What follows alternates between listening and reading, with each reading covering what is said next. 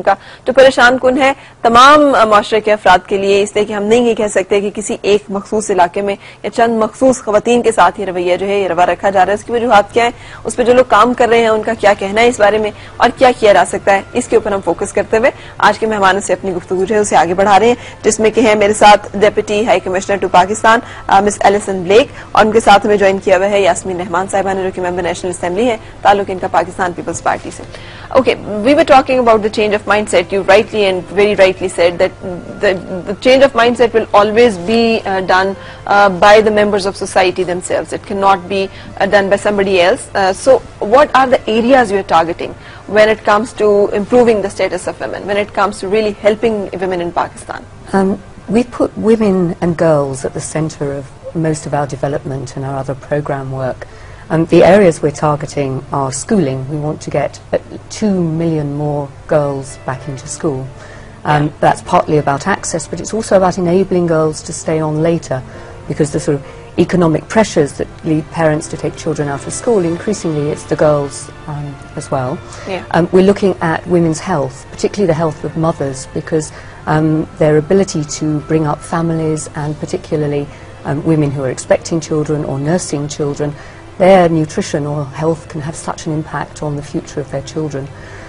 We're looking at supporting women with microfinance, small loans that enable women actually to run a business from their home. These loans will be given through some banks, some organizations? Through banks or through sort of social organizations. We're working with the provinces to look at how best we do this to make sure that they get to the women themselves. We've got an aim of nearly 900,000 small loans. They would be about 20,000 rupees, so not a lot. But it would enable a woman who is at home, bring up a family, to start a business. And we have many cases that we can point to where women have actually started to employ other women and have started textiles or clothing or little industries from home, and that's so important. Right. We look at women's representation, not just voter registration, but also encouraging, working with districts, sub-districts, with the provinces to get more women into decision making. Okay. Because I think that's the other side of the picture. This is about empowering. Is there some specific province you're targeting in the beginning, or this whole programs will be targeting all over the whole of Pakistan? Well, we're doing quite a lot of work with Punjab and Khyber Pakhtunkhwa. We've also got some programs in Sindh. Our focus is very much on education in Punjab and Khyber Pakhtunkhwa, but we also do these things around governance, maternal health, and we have had a program in Sindh where we've been working with some police authorities to work with them around ensuring that when women do report violence, domestic violence or crimes against them, when they go to the police station, they're taken seriously and followed up. And we've had some success. How you compare the condition of women here in Pakistan and then to UK or any other country in the world for that matter? When it comes to violence against women, when it comes to rights of women? We do have violence against women in the UK, despite it being criminalised sort of 30 or 40 years ago. Clearly the problems in Pakistan are on a greater scale. Some of it is very sort of culturally focused and is in some places. But I think that partly reflects as well that actually we've been striving for women's rights in Europe and in the UK for some, probably about 100 years now. We're still not there, so it does take time. Right.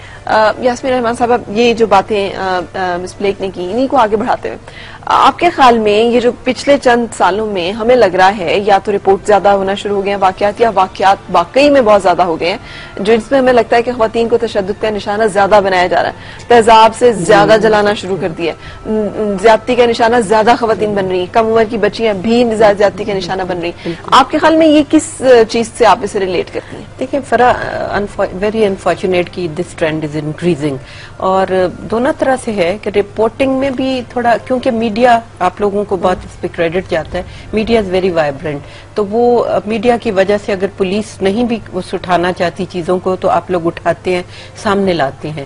تو I think وہ جو media کا ایک role ہے نا، اس نے بہت زیادہ ان چیزوں کو سامنے لانا شروع کیا ہے، تو بہت اچھی بات ہے. ہاں پازیٹیو ہے کیونکہ اگر اکاؤنٹیبلٹی نہیں ہوگی, چاہے وہ میڈیا کی اوور سائٹ ہی ہو, پولیس کی اگر نیگلیجنس ہے بھی تو میڈیا کی اوور سائٹ جو ہے, تو اس سے پھر وہ مجرم یا ملزم جو بھی ہوگا اس کو کچھ نہ کچھ ڈر, خوف یا اکاؤنٹیبل تو وہ ٹھہرایا جائے گا. لیکن اس کے باوجود واقعات رپورٹ کرنے سے صرف تو نہیں رک جائیں گے, جب تک کہ اس کے اوپر کوئی کاروائی نہیں کی جائے گی. اور جیسے انہوں نے کہا implementation, she is also mentioning implementation, and thana culture is very very very big one big area جس پہ کہ بہت فوکس. آپ کو یاد ہوگا کہ شہید محترمہ بے نظیر بھٹو نے ویمن پولیس اسٹیشنز بنائے تھے, وہ اتنی ہی تعداد میں رہے, اس کے بعد بڑے نہیں. تو ریسنٹلی جب میں ایڈوائزر تھی پرائم منسٹر کی, تو میں نے کچھ وزٹ کیے تھے یہاں پولیس اسٹیشن اسلام آباد میں, کیونکہ اب 18ویں ترمیم کے بعد باقی صوبے اپنا کر رہے ہیں. تو ایک سجیشن جو کہ اس میں ہمیں جرمن ایک فاؤنڈیشن نے سپورٹ بھی کیا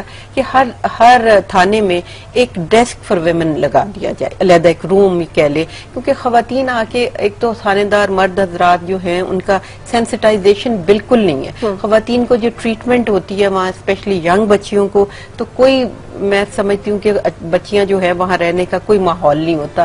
تو ایک علیحدہ سے اسی میں ایک ونگ بنا کے خواتین کو وہاں پہ بٹھا کے ان سے بات چیت کی جائے تو خواتین میں کانفیڈنس ہوتا ہے. جیسے اگر ہم ایم این ایز ہیں, ایم پی ایز ہیں, آپ اینکر پرسن ہیں, تو کوئی خاتون مشکل میں ہوگی تو وہ ہمارے سے زیادہ ایزیلی ریلیٹ کرے گی, بات کرے گی. تو خواتین کو ایسے موقع ملنے چاہیے, ان کو انکریج کیا جانا چاہیے. بالکل, لیکن جب بات آتی ہے آپ جیسی خواتین جو پاور میں, who has the ability and capability to actually bring change, جس کے اوپر لیجسلیشن سے بڑھ کر امپلیمنٹیشن تک وہ جو ہے وہ رسائی رکھتی ہیں اور اس پہ کام کر سکتی ہیں. مجھے بتائیے گا کہ جیسے پاکستان میں جو کنڈیشن ہے خواتین کی, اس کو کیسے, آپ مشیر بھی رہی ہیں, کیسے بہتر کیا جا سکتا ہے کہ یہ جو واقعات ہو رہے ہیں ان کو کیسے روکا جا سکتا ہے؟ آئی تھنک دیکھیں, ایک تو ایجوکیشن, آبویسلی ایجوکیشن ہم بار بار یہ کہتے ہیں بہت لمبا ایک پلان ہے کہ لٹریسی ریٹ بہتر ہوگا, بیسک جو ہوگا وہ ایجوکیشن کا.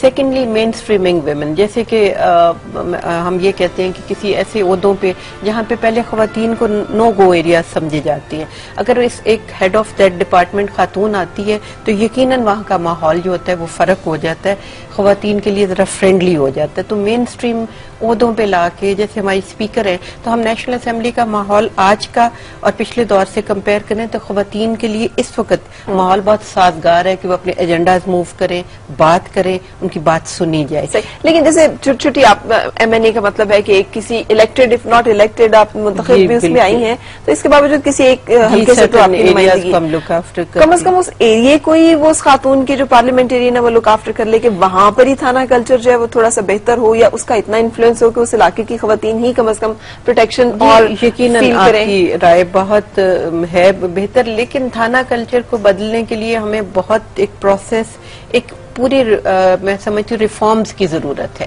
پوری ریفارمز, کیپیسٹی بلڈنگ, ان کی اویئرنیس, سینسٹائزیشن کہ جی خواتین کے ایشوز کو کس طرح ڈیل کیا جانا ہے, اور خواتین زیادہ بھرتی کی جائے پولیس میں. یہ ہماری لانگ ٹرم ڈیمانڈ ہے. ابھی کچھ زیادہ ہوئی بھی ہیں نمبرز میں, لیکن اس سے بھی بہت زیادہ ہونی چاہیے. خاتون جو ہے وہ خواتین کو, اور پھر خواتین کی موجودگی سے ماحول بھی, پولیس والے بھی تھوڑا سا وہ سنبھل کے رہتے ہیں کہ ماحول ایسا ہونا چاہیے.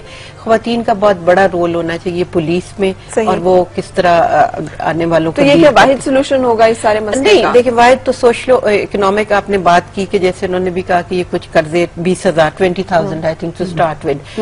کسی گھر میں بیٹھی خاتون کے لیے 20,000 ایک بہت بڑا نہیں, لیکن ایک ٹو اسٹارٹ ود اچھی رقم ہوگی. پھر خواتین جو آمدنی خود لیتی ہیں ان کو یہ حق بھی ہونا چاہیے کہ وہ اس کو اپنی مرضی سے خرچ کریں, جیسے بے نظیر انکم سپورٹ پروگرام. اسی لیے گو کہ 1,000 2,000 بہت بڑی رقم نہیں ہے, بٹ خاتون کے ہاتھ میں جائے گا. وہ خود ہی کما کے لاتی ہیں, وہ آدمی پہ ڈیپینڈنٹ ہو جاتی ہیں, وہ لے لیتے ہیں پیسے کہ جی یہ ساری ہمیں دے دیں جو ارننگز ہیں.